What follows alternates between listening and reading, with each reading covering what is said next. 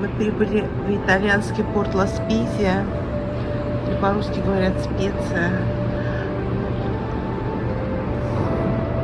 Здесь недалеко Пиза и Флоренция. И мы поедем в Флоренцию. Чтобы доехать от порта до столицы Тосканы Флоренции, занимает около 2 часов, поэтому мы забронировали обзорную экскурсию. Выезжаем из Лигурии и приближаемся к Тоскане. Проезжаем массив Каррарских гор. Здесь уже многие века добывают белый мрамор. Микеланджело сотворил скульптуру своего Давида именно из этой породы мрамора.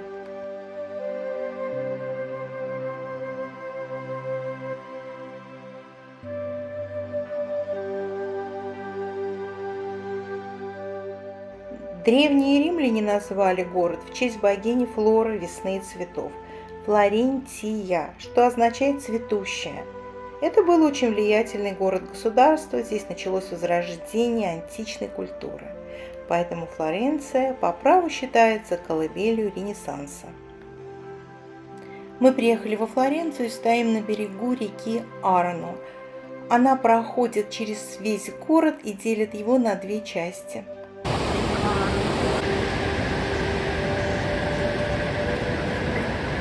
Знакомство с городом начинается с марафона.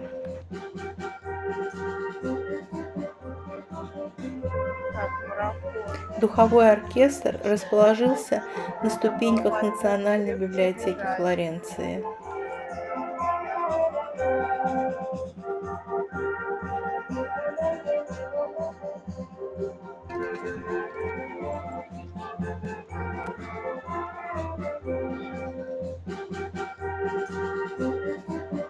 Перед нами Понте-Веккио, самый старый мост в городе. Он был построен в 1345 году и сохранил свой первоначальный облик до наших дней. Изначально здесь находились лавки мясников, но семье Медичи не нравился запах, и лавки закрыли. А на их месте открыли ювелирные магазины и мастерские. Они там же и расположены до сих пор.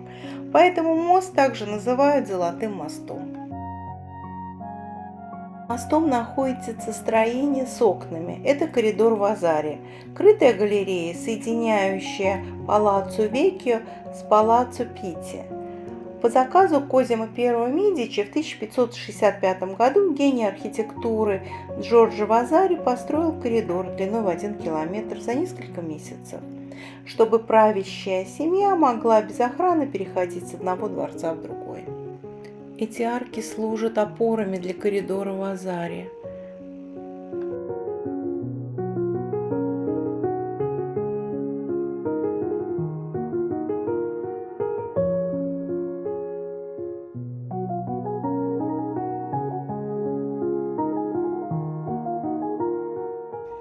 Перед нами мост Понте-Веккио, но он и на мост-то не похож, потому что с обоих сторон расположены ювелирные магазины.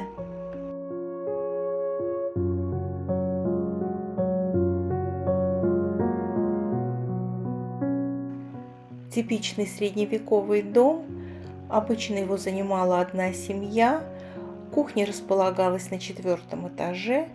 Такие дома-башни можно увидеть в старых районах Флоренции, среди ренессансских домов и дворцов.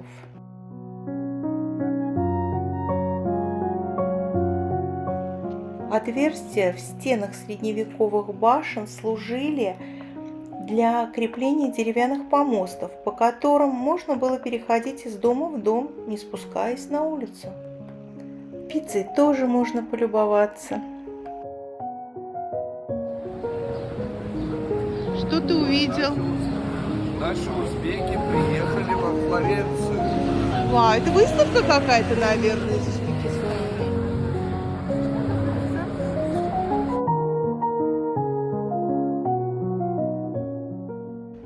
Мы подошли к новому рынку, и здесь установлена еще одна достопримечательность города – скульптура кабана.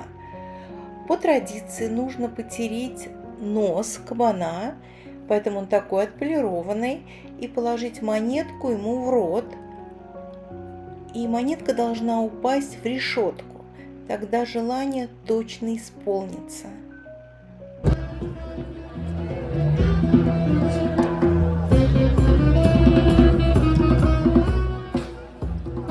Площадь Республики – это сердце города. Во времена Древнего Рима здесь находился форум. И вот эта мраморная колонна, она сохранилась с античных времен.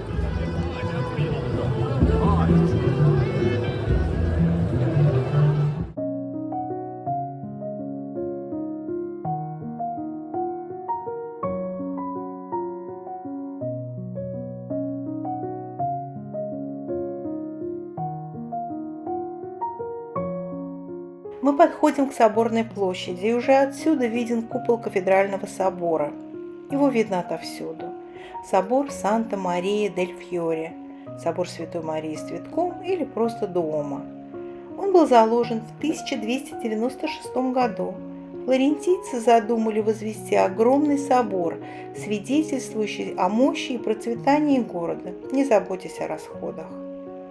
Когда стены были построены, архитекторы не знали, как закрыть эту громаду куполом, и разработку проекта поручили выдающемуся инженеру и архитектору эпохи Возрождения Филиппо Брунеллески. На строительство купола ушло почти 15 лет. В 1436 году купол диаметром в 42 метра был возведен. С правой стороны это стройное здание, это колокольня Джотто. Он начал строить ее, но успел закончить только нижние ярусы. Остальные заканчивали другие архитекторы, и она украшена барельефами, изображающие разные ремесла, которые были популярны в средние века во Флоренции. Здание собора вместе с колокольней и баптистерием представляет собой единый монументальный ансамбль. Перед нами баптистерий или крестильня. Это самое старинное строение на Соборной площади. Храм называется Сан-Джованни в честь Иоанна Крестителя, покровителя Флоренции. Здесь крестили Данте Алигьери.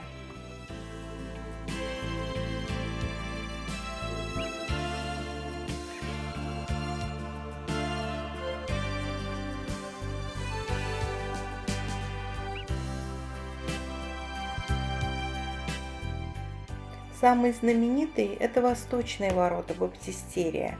Они сделаны из бронзовых панелей, на которых изображены сцены из Ветхого Завета. Микеланджело их назвал «Вратами рая».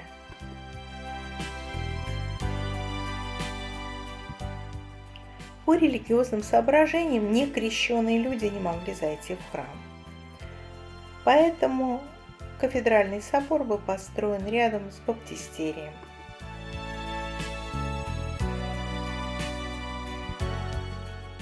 Какой же он все-таки величественный и красивый!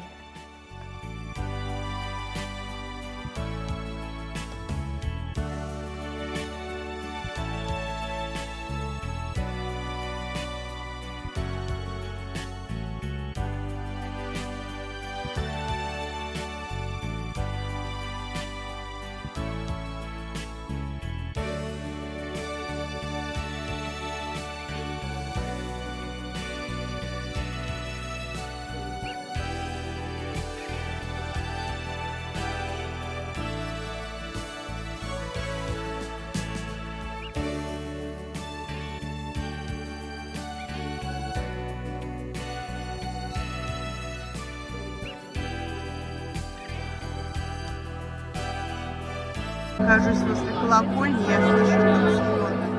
Все слышат.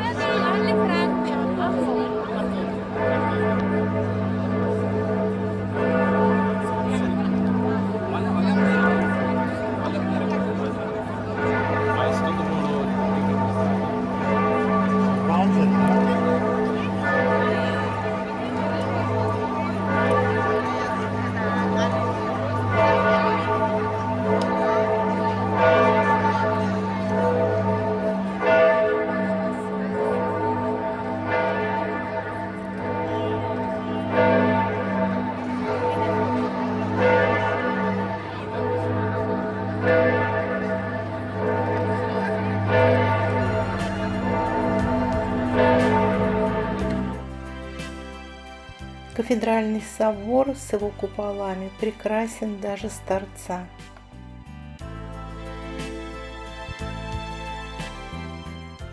Длина собора 153 метра, ширина 90 метров, а вместимость 30 тысяч человек.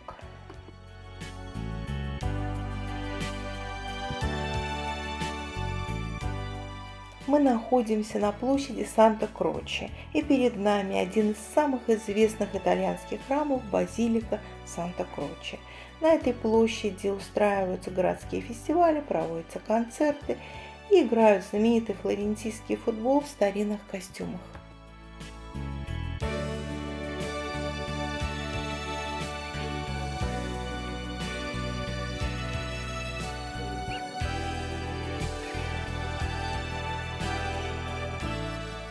Перед базиликой установлен памятник Данте Алигьери. Правители Флоренции изгнали Данте из города за неугодные высказывания и причастность к оппозиции. Поэт жил и умер в Равенне. Там он написал свою божественную комедию. Тело гения потребовали вернуть, чтобы похоронить его в базилике. По одной из версий, жители Равенны сказали: «Вы не ценили его при жизни, не получите и после смерти». Палаццо Гонди известен тем, что в XV веке Джулиано Гонди, владелец дворца, купил дом и разрушил его, чтобы расширить свой дворец. А в этом доме оказалось, что жил молодой Леонардо да Винчи. И там же, по легенде, он написал Джоконду. По желанию владельцев дворца была построена эта скамейка для жителей города. К этим кольцам привязывались лошади, а по ночам туда вставляли факелы для освещения улиц. Потомки семьи Гонди до сих пор живут в этом доме. Палаццо Веккио, или Старый дворец, расположен на площади Синьории. Во времена Флорентийской республики эта площадь была центром политической жизни. И здесь проходили народные собрания и праздничные шествия.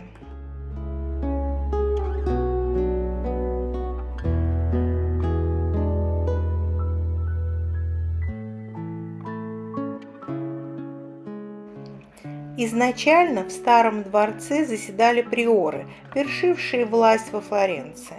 В XVI веке городская ратуша превратилась в резиденцию герцога Козимо I Медичи.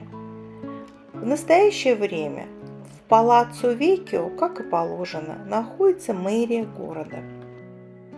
Дворец общего страхования был построен для банковской семьи Фенце, являлся одним из немногих специально построенных коммерческих зданий в центре города, хотя на верхних этажах размещались приемные для семьи.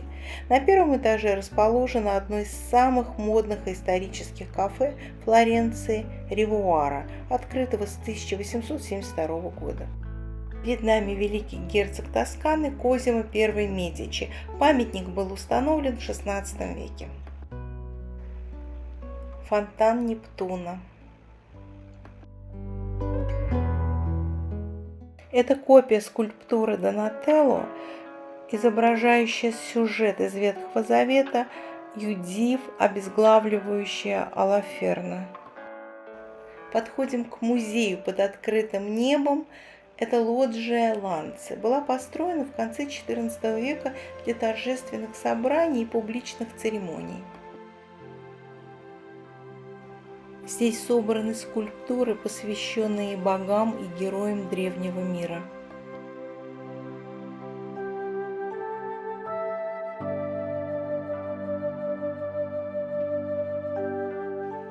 Скульптура Персея с головой медузы Бенвенуто Челлини. Это оригинал.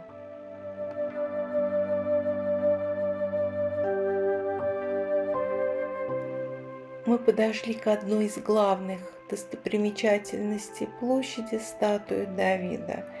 Микеланджело установил свой шедевр на этом месте 8 июня 1504 года. Герой Ветхого Завета для флорентийцев был символом свободолюбия и борьбы за независимость Флорентийской республики. Высота статуи вместе с пьедесталом 517 сантиметров. Перед нами копия, созданная в 1910 году из каррарского мрамора, как и оригинал. Чтобы сохранить статую от воздействия природных явлений, в 1873 году Давида перенесли в Академию изящных искусств. Существует очень интересная история, как молодой Микеланджело изваял свой мировой шедевр из бракованной глыбы мрамора. Изначально статуя Давида должна была быть установлена на кровле кафедрального собора, но специально созданная комиссия решила, что такую красоту будет плохо видно, и после долгих споров постановили установить ее возле дверей Палаццо Веккио.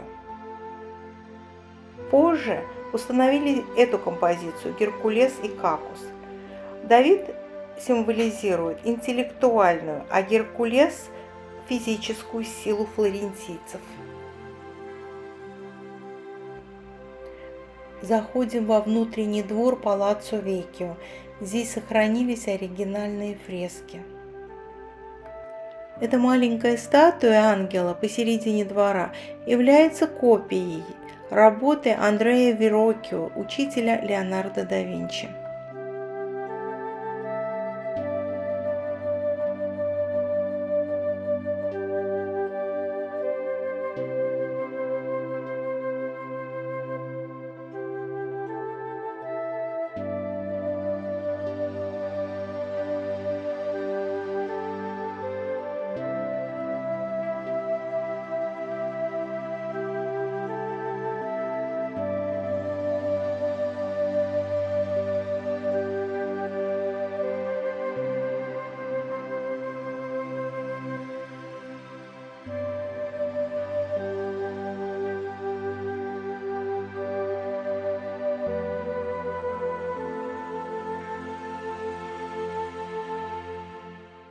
Анна Мария, последняя представительница рода Медичи, завещала в 1737 году фамильную коллекцию городу с условием, что ни одно произведение искусства не покинет Флоренцию. Именно это соглашение позволило сохранить бесценную коллекцию до нашего времени.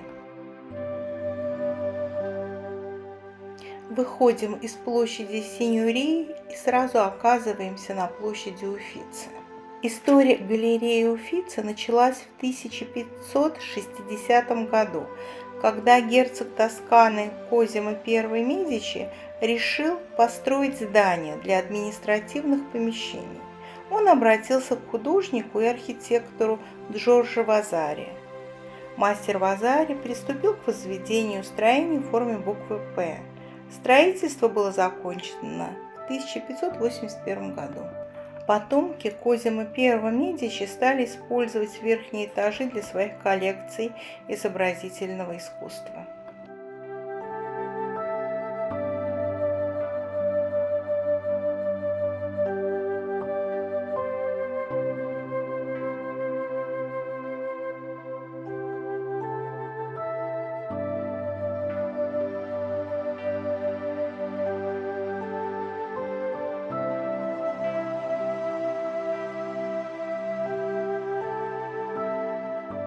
В нишах пилястров портика размещены мраморные скульптуры знаменитых итальянцев.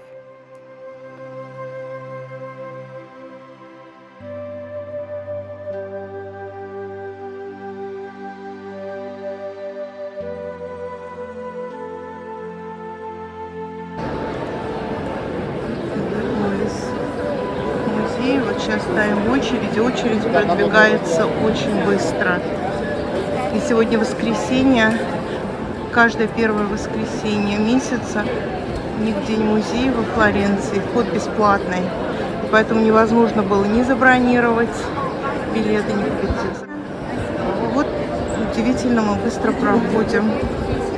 Знаменитая лестница Вазари, кажется, что она очень длинная, на самом деле она короткая, потому что здесь ступеньки так сделали. Они невысокие, но их очень много. Вот мы заходим в галерею. Галерея огромная. Увидеть все шедевры за пару часов невозможно. Поэтому мы составили план залов, которые мы хотели посетить, и отправились на встречу с гениями эпохи Возрождения. Видеосъемка шедевров запрещена, а фотографии компьютерная программа не позволила мне выставить на всеобщее обозрение. Только пару снимков со мной. Картина молодого Леонардо да Винчи «Благовещение». Знаменитое произведение кисти Боттичелли «Рождение Венеры». Терраса галереи Уффици расположена на крыше лоджии Ланци. Отсюда открывается прекрасный вид на Старый дворец, башни Арнольфа, Кафедральный собор и другие достопримечательности Флоренции. Под впечатлением от увиденных произведений искусства и полученного удовольствия мы вернулись в современный портовый город.